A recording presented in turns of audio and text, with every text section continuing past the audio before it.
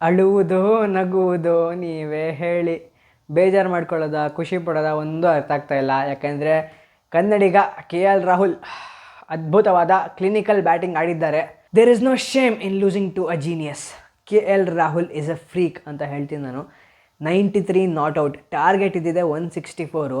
ಅದರಲ್ಲಿ 93 ರನ್ಸೇ K L Rahul ಒಬ್ಬರೇ score ಮಾಡಿದ್ದಾರೆ ಅಂತಂದರೆ ಎಂಥ ಆಟಗಾರ ಇರಬೇಕು ನೀವೇ ಒಂದ್ಸಲ ಯೋಚನೆ ಮಾಡಿ.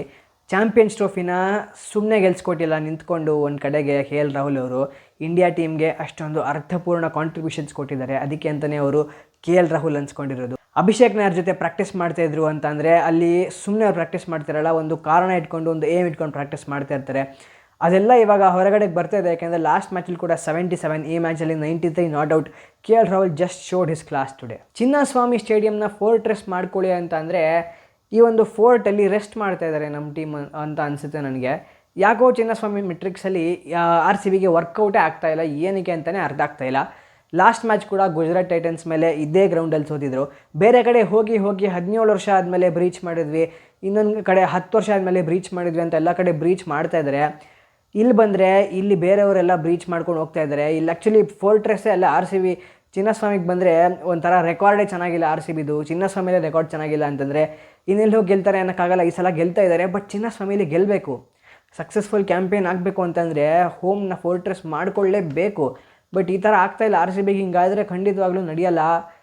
ಬೌಲಿಂಗ್ ಮಾತ್ರ ಅಪ್ರಿಷಿಯೇಟ್ ಮಾಡಬೇಕು. ಅಂಟಿಲ್ 13 ಓವರ್ಸ್, ಒಂದು ಓವರ್ ಜೋಶ್ ಹೆಸಲ್ವುಡ್ಗೆ K L Rahul scored heavily. ಆ ಒಂದು ಓವರ್ ಬಿಟ್ಟರೆ 13 ಓವರ್ಸ್ ತನಕನೂ ಒಳ್ಳೆ ಹಿಡಿತದಲ್ಲೇ ಇಟ್ಕೊಂಡಿದ್ರು ಅಂತ ಅನ್ಬೋದು. ಆ್ಯಕ್ಚುಲಿ ಹೇಳ್ಬೇಕಂದ್ರೆ ಈ ಕೊಟ್ಟಿದ್ದು 164 ರನ್ಸ್ ಟಾರ್ಗೆಟ್ಗೆ ವಿಕೆಟೇ ಇಲ್ಲದೆ ಹೊಡೆದು, ಅಂದರೆ ಒಂದು ವಿಕೆಟನ್ನು ತೆಗೆದೇನೆ ನೋ ಲಾಸಲ್ಲೇ ಡೆಲ್ಲಿ ಚೇಸ್ ಮಾಡಿಬಿಟ್ಟಿದ್ರು, ನಮ್ಗೆ ಅಷ್ಟೊಂದು ಬೇಜಾರಾಗ್ತಿರ್ಲಿಲ್ಲ.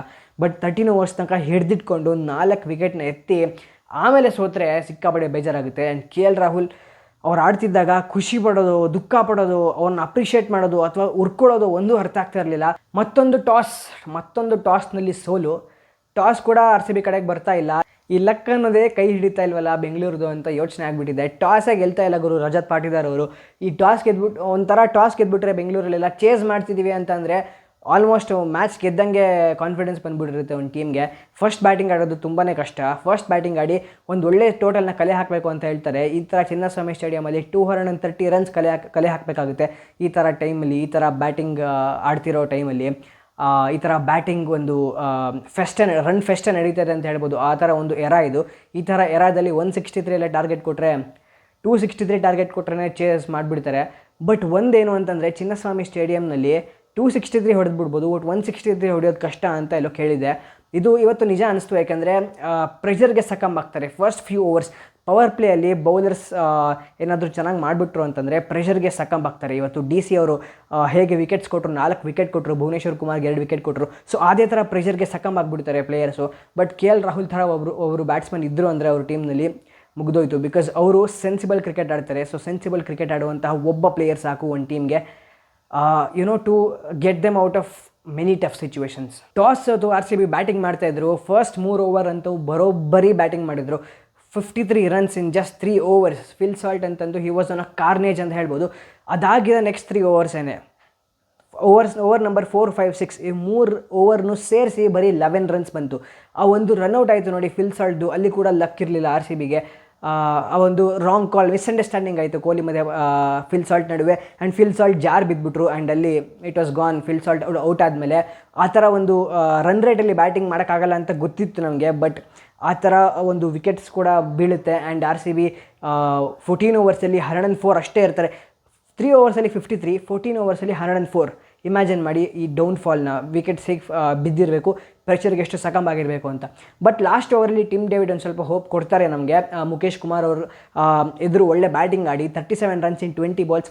ಫಿಲ್ ಸಾಲ್ಟ್ ಅವರು 37 ರನ್ಸ್ ಬಿಟ್ಟರೆ ಟಿಮ್ ಡೇವಿಡ್ ಅವರ 37 ರನ್ಸ್, ಇವೆರಡು 37 ರನ್ಸ್ ಒಂದು ಹೋಪ್ ಆಗಿರುತ್ತೆ ಆರ್ ಸಿ ಬಿಗೆ. ಬಟ್ ಬೌಲರ್ಸ್ ಚೆನ್ನಾಗಿ ಆಡ್ತಾರೆ. ಭುವನೇಶ್ವರ್ ಕುಮಾರ್ ಒಂದು ಚಿನ್ನ ಅಂತ ಹೇಳ್ಬೋದು ಆರ್ ಸಿ ಬಿಗೆ. ಅವ್ರನ್ನೇ ಆರಿಸ್ಕೊಂಡಿದ್ದಾರೆ ಚಿನ್ನಸ್ವಾಮಿ ಬೇಕಾಗಿರೋ ಮೆಟ್ರಿಕ್ಸ್ಗೆ ಅಂತ. ಆ್ಯಂಡ್ ಪವರ್ ಪ್ಲೇನಲ್ಲಿ ಏನು ಎಕ್ಸ್ಪೆಕ್ಟ್ ಮಾಡಿದ್ದು ಅದೇ ಥರನೇ 2 ವಿಕೆಟ್ ಎತ್ಕೊಟ್ರು. ಬಟ್ 13th ಓವರ್ ತನಕ ಒಳ್ಳೆ ಕಂಟ್ರೋಲಲ್ಲಿ ಇಟ್ಟಿದ್ರು. ಆ್ಯಂಡ್ ನಮ್ಮ ಇಂಪ್ಯಾಕ್ಟ್ ಪ್ಲೇಯರ್ ಅಂತೂ ಒಳ್ಳೆ ಪ್ರದರ್ಶನ ಕೊಡ್ತಾ ಇದ್ದಾರೆ. ಸುಯಾಶ್ ಶರ್ಮಾ ಅವ್ರಿಗೆ 1 ವಿಕೆಟ್ ಕೂಡ ಬಂತಿವತ್ತು. And is being economical also. So Suyash Sharma ಚೆನ್ನಾಗಿ ಮಾಡ್ತಾ ಇದ್ದಾರೆ. ಅವ್ರಿಗೆ ಒಂದು ಕಂಟ್ರೋಲ್ ಸಿಕ್ಕಿದೆ ಅಂತ ಹೇಳ್ಬೋದು ಇವಾಗ. Is got into rhythm. ಇದೇ ಕಂಟಿನ್ಯೂ ಆಗಬೇಕು. ಬಟ್ ಇವತ್ತು today was not a total to defend, but ಈ ಟೋಟಲ್ ಕೂಡ ಅಕಸ್ಮಾತ್ ಕಲೆ ಹಾಕಕ್ಕೆ ಸ್ಟಾರ್ಟ್ ಮಾಡಿದರೆ ಬೌಲಿಂಗ್ ಮೇಲೆ ಒಂದು ಕಾನ್ಫಿಡೆನ್ಸ್ ಬಂತು ಇವತ್ತು. 164 ಟಾರ್ಗೆಟ್ಗೆ ಸ್ವಲ್ಪ ಕಷ್ಟಪಡಿಸಿದ್ದಾರೆ ಡೆಲ್ಲಿ ಕ್ಯಾಪಿಟಲ್ಸ್ಗೆ ಅಂತ ಅಂದಾಗ. ಬಟ್ ಆವಾಗಲೇ ಹೇಳ್ದಂಗೆ there is no shaming losing to a genius and that too especially when he is from Karnataka. KL Rahul hats off. And RCB ಬೆಂಗಳೂರಿನಲ್ಲಿ ಗೆಲ್ಲಬೇಕಾಗುತ್ತೆ. You should make a habit of winning in Chinnaswamy stadium. So ಇನ್ನೇನು ಹೇಳೋಕ್ಕಾಗಲ್ಲ, ಚಿನ್ನಸ್ವಾಮಿಯಲ್ಲಿ ಗೆದ್ದ ಮೇಲೆ ಮುಂದೆ ಮಾತಾಡೋಣ ಅಂತ ಹೇಳ್ತಾ, ಮುಂದಿನ ಮ್ಯಾಚಸಲ್ಲಿ ಇವಾಗೇನು 4 ಮ್ಯಾಚಸಲ್ಲಿ 2 ಅಷ್ಟೇ ಸೋತಿರೋದು, 2 ಗೆದ್ದಿದ್ದಾರೆ. ಸೊ 50% ಅಲ್ಲಿದ್ದೀವಿ ಇವಾಗ. ಪಾಯಿಂಟ್ಸ್ ಟೇಬಲ್ನಲ್ಲಿ ಟಾಪ್ ಹಾಫಲ್ಲಿ ಇರ್ತೀವಿ, ಅದಂತೂ ಪಕ್ಕ ಅಂತ ಅಂದ್ಕೊಂಡಿದ್ದೀನಿ. ಪಾಯಿಂಟ್ಸ್ ಟೇಬಲ್ ನೋಡಬೇಕು ಏನಾಗಿರುತ್ತೆ ಅಂತ. But let us hope RCB ಈ ಥರ ಡೌನ್ಫಾಲ್ ಆಗದೆ, ಟೀಮ್ ಚೆನ್ನಾಗಿದೆ, ಈ ಒಂದು ಬ್ಯಾಲೆನ್ಸ್ ಟೀಮ್ನ ಇಟ್ಕೊಂಡು ಮುಂದೆ ಹೋಗಲಿ ಅಂತ ಹೋಪ್ ಮಾಡೋಣ. So congratulations to Delhi Capitals who have continued their unbeaten record in IPL 2025.